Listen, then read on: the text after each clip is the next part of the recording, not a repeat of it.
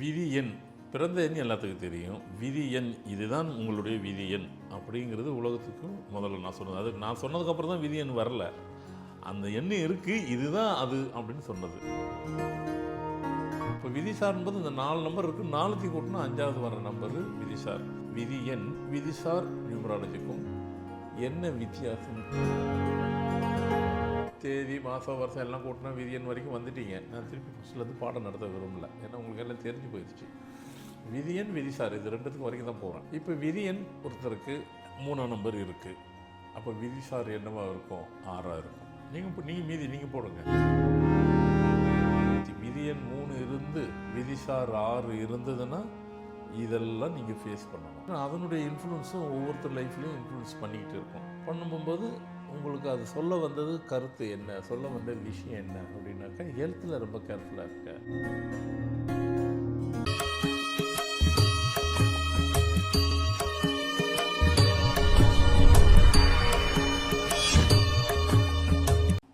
Format நியூமராலஜியின் அன்பு ரசிக பெருமக்களை சந்திப்பதில் மிக்க மகிழ்ச்சி. பொதுவாகவே விதியை மதியால் வெல்ல முடியும் அப்படின்னு சொல்றாங்க இல்லையா?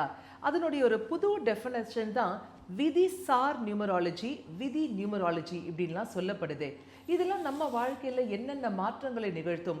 விதியால நம்ம பல கஷ்டப்பட்டுட்டு இருக்கோம் இல்லையா? இது எல்லா கஷ்டங்களுக்கும் முற்றுப்புள்ளி வைக்கக்கூடிய ஒரு அருமருந்தாய் இது விளங்குமா? இது நம் வாழ்க்கையில் நிகழ்த்த போகின்ற அந்த மேஜிக் என்ன?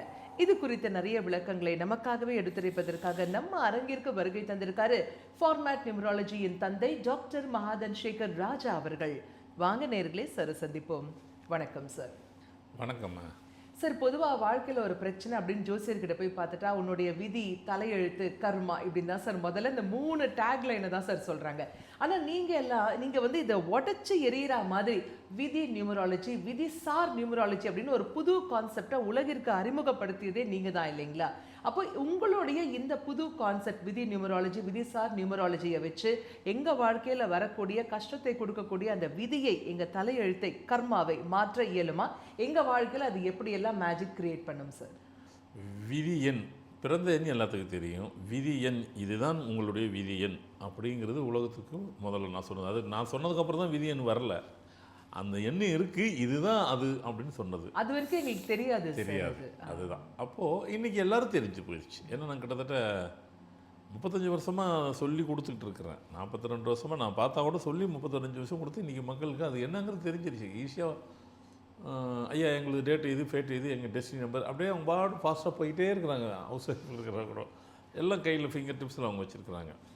இப்போ அடுத்து விதிசார் அப்படிங்கிற ஒரு நியூமராலஜி அதை கொண்டு வந்திருக்கோம். அப்போ விதிசார் என்பது இந்த 4 நம்பர் இருக்குது, 4த்தையும் கூட்டினா 5வது வர நம்பரு விதிசார்.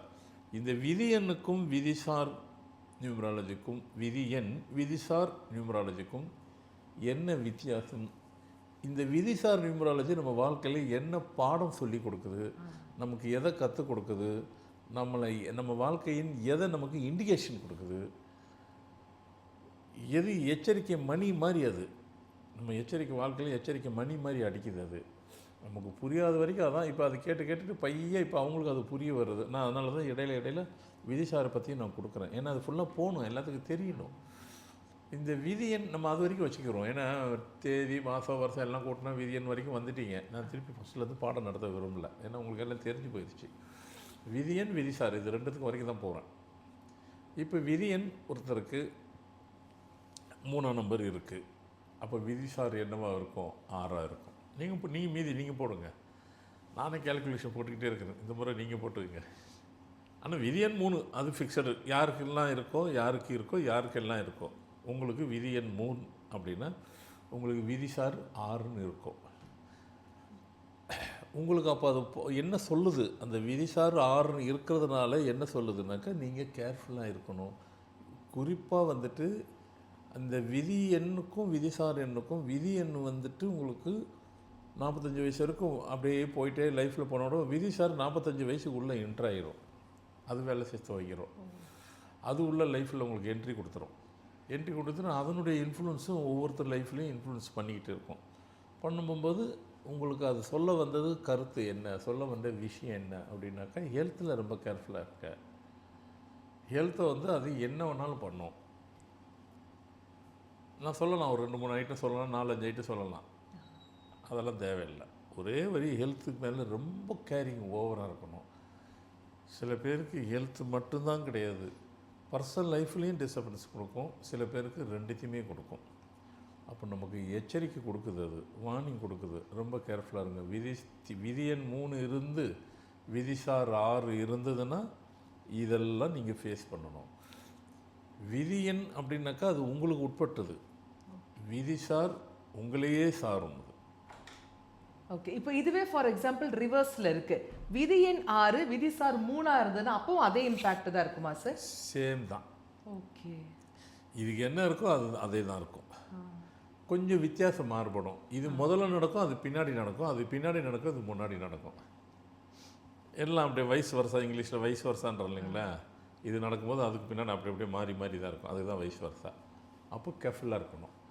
அப்போ விதி என்ன சில பேருக்கு 8 இருக்கும். அப்போது விதிசார் 7 இருக்குது அப்படின்னு வைங்க. அது ரொம்ப வாழ்க்கையில் நம்ம எக்ஸ்ட்ரீமானதுக்கு போயிட்டோன்னு அர்த்தம். ஸோ யாருமே காப்பாற்ற முடியாதுங்கிற ஸ்டேஜுக்கு போயிடும். அதாவது நல்லா ஓஹோன்னு வாழ்ந்து தரமட்டத்துக்கு கொண்டு போய் விட்டுரும். ரொம்ப அதான் சொல்கிறேன், வாழ்க்கையில் எச்சரிக்கை மணி அது அடிக்குது. ஏன்னா விதிசாருங்கிறது நம்ம தெரியாத வரைக்கும் ஒன்றும் இல்லை. நமக்கு இதுதான் வாழ்க்கை, இதுதான் கர்மா, இதுதான் இப்படி தான் நம்ம லைஃபே போக போகுது, எப்படி எதை நோக்கி நமக்கு வாழ்க்கை போக போகுது அப்படின்னு நம்ம தெரியாமல் கூட இருந்தது. இப்படி இருந்துச்சுன்னா இதை நோக்கி தான் வாழ்க்கை போக போகுதுன்னு இப்போ தெரிஞ்சுக்கிறோம். தெரியாமல் போய் கொண்டு இருந்த வாழ்க்கையை தெரிந்து கொண்டு போகிறீங்க. அப்போ கேர்ஃபுல்லாக இருங்க. அதுக்குண்ட அலர்ட்னஸை நீங்கள் எடுத்துக்கோங்க.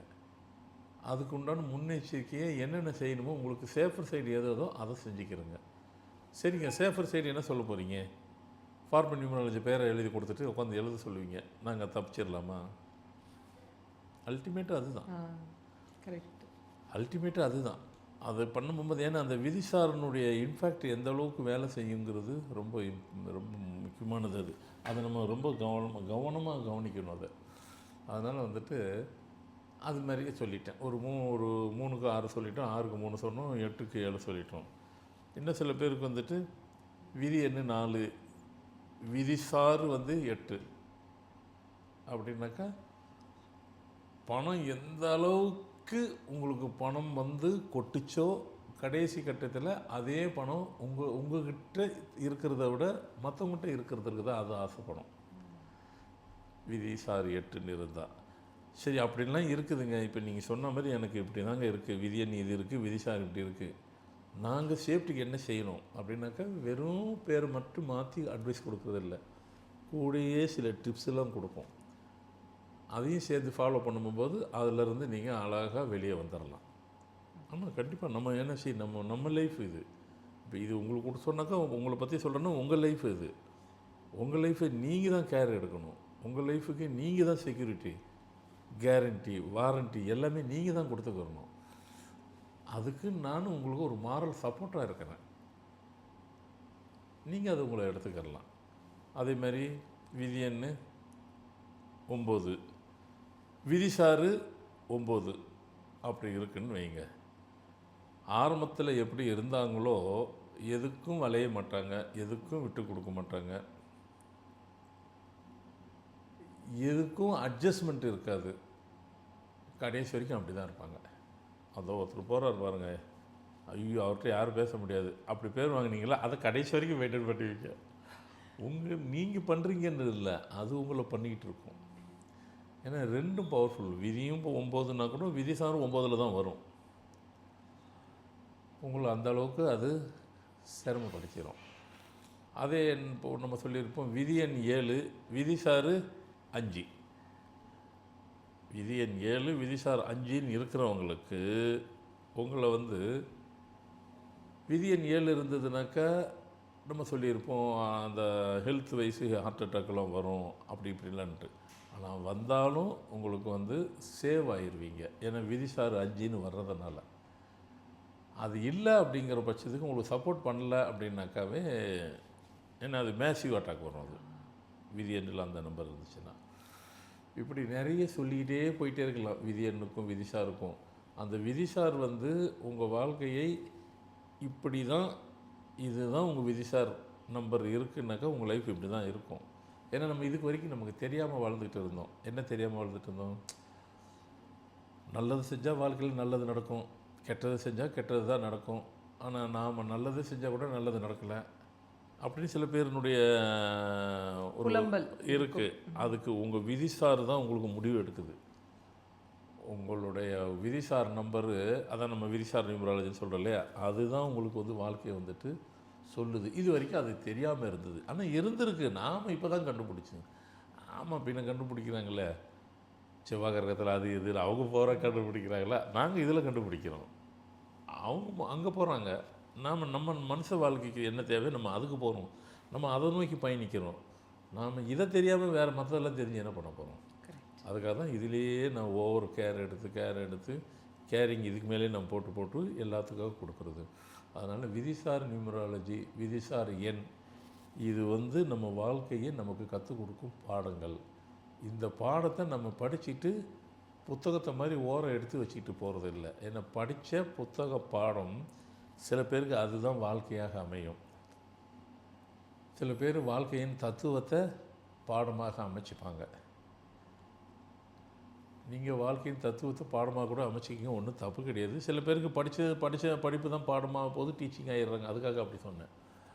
ஆனால் நம்ம எதை நோக்கி பயணிக்கங்கிறது தெரியாமல் வாழ்கிறத விட தெரிஞ்சு வாழும்போது நம்ம கேர்ஃபுல்லாகவே லைஃப்பை ட்ராவல் பண்ணலாம். கேர்ஃபுல்லாக லைஃப்பை ட்ராவல் பண்ணும்போது தெரிஞ்சு வாழும்போது நிறைய விஷயத்திலிருந்து நம்ம சேவ் பண்ணிக்கலாம். அதுதான் விதிசார் நியூமராலஜி நீங்கள் தெரிஞ்சுக்கணும். விதிசார் எண்ணையும் நீங்கள் தெரிஞ்சுக்கணும். கண்டிப்பாக அவங்கள அப்படியே போட்டு பாருங்கள். போட்டு பார்த்துட்டு ஓஹோ இப்படி இருக்கா, அப்போ நம்ம கேர்ஃபுல்லாக தான் இருக்கணும். அப்போ நம்ம ரொம்ப ஜாக்கிரதையாக இருக்கணும். இப்போ உதாரணம் இப்படி கூட வச்சுக்கோங்க. விதியன்னு ஒருத்தருக்கு 1 கொட்டி கட்டி பிறந்திருப்பாங்க. விதிசார் வந்து 2ன்னு வந்துடும். எந்த அளவுக்கு அவங்க இண்டிபெண்ட்டாக, எந்த அளவுக்கு அவங்க இண்டிவிஜுவலிட்டியாக இருந்தாங்களோ ஒரு கட்டத்தில் அவங்க வந்து டிபெண்டிங் ஆகிடுவாங்க. யாருன்னா நமக்கு ஹெல்ப் பண்ணால் தான் லைஃப்பை லீட் பண்ண முடியுங்கிற ஸ்டேஜுக்கு கொண்டு போய் அவங்கள விட்டுரும். இது அப்போ தான் விடுது நம்ம பொதுவாக நினச்சிக்கிட்டு இருப்போம். நான் சொன்ன மாதிரி 45 வயசில் தாங்க உங்களை வந்து அது எட்டி பார்க்கும், அப்போ தான் வேலை செய்யும். 30 வயசில் செஞ்சாலும் ஆச்சரியப்படுறதுக்கு இல்லை. ஏன்னா இந்த எண்கணிதம்ங்கிறது வந்துட்டு, இந்த நம்பர்கள்ன்றது, இந்த தேதின்றதெல்லாம் வந்து உங்களுக்கு கான்ட்ரவர்சியாகவே இருந்ததுனாவே அந்தந்த டியூரேஷனில் தான் வேலை செய்யணும். இல்லை, சீக்கிரம், வெகு சீக்கிரம், எர்லி டு எர்லி உள்ளே அட்டாக் பண்ணும் அது. அதனால் நாம் கேர்ஃபுல்லாக இருந்துப்போம். இது மாதிரி நான் சொல்லிக்கிட்டே போனேன்னு நிறைய சொல்லணும். விதிசார் என்னங்கிறது நீங்கள் தெரிஞ்சுக்கணுங்கிறதுக்காக விதிசார் நியூமராலஜி என்ன, விதிசார் எண்ணுன்னா என்ன, அது நமக்கு என்ன பாடம் சொல்லி கொடுக்குது. நாம் அதுக்குள்ளே கேர்ஃபுல்லாக இனிமேல் அதையும் ஃபாலோ பண்ணுங்கள். அதை தெரிஞ்சு கொள்ளுங்கள் முதல்ல, அப்புறம் ஃபாலோ பண்ணுங்கள். அதிலிருந்து உங்களுக்கு விடுதலை கிடைக்கிறதுக்கு உண்டான வழியை சொல்லி கொடுத்துட்டேன். எல்லோரும் ஃபாலோ பண்ணுவீங்கன்னு நினைக்கிறேன். அருமை சார். அதாவது விதியை மதியால் வெல்ல முடியும் அப்படின்னு சொல்லுவாங்க. நாங்கள் ரொம்ப நாளாக யோசிச்சுட்டு இருந்தோம், மதினா என்ன சந்திரன் சொல்கிறாங்களா இல்லை நம்முடைய அறிவை சொல்கிறாங்களா, எதை சொல்கிறாங்கன்னு புரியலேன்னு நினச்சோம். ஆனால் அந்த மதி இஸ் ஈக்குவல் டு விதிசார் நியூமராலஜி அப்படின்னு அழகான ஒரு விஷயம், ஒரு கான்செப்ட். வருமுன் காப்பதே சாலை சிறந்ததுன்னு சொல்லுவாங்க. Prevention is always better than cure.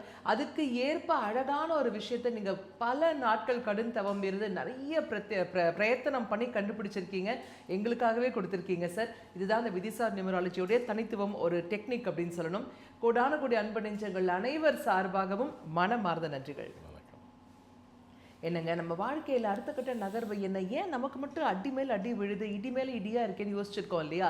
இது எல்லாத்திற்கும் முற்றுப்புள்ளி வைக்கும் விதத்தில் சார் நமக்காகவே அருந்தவம் இருந்து கண்டுபிடிச்சு கொடுத்த ஒரு மிகப்பெரிய பொக்கிஷம் தான் இந்த விதிசார் நியூமராலஜி. அது அழகாக நமக்கு எக்ஸ்ப்ளனேஷனோடு கொடுத்தாரு, சரியாக பயன்படுத்திக்கணும். சரிங்க, நம்மளுடைய விதிக்கான ஒரு தீர்வை கொடுத்துட்டாரு. தமிழகத்தின் விதி எப்படி இருக்க போகுது அடுத்த எபிசோடில் சார் கிட்ட கேட்டு தெரிஞ்சுக்கலாம். மீண்டும் சந்திப்போம். அதுவரை நன்றி, வணக்கம்.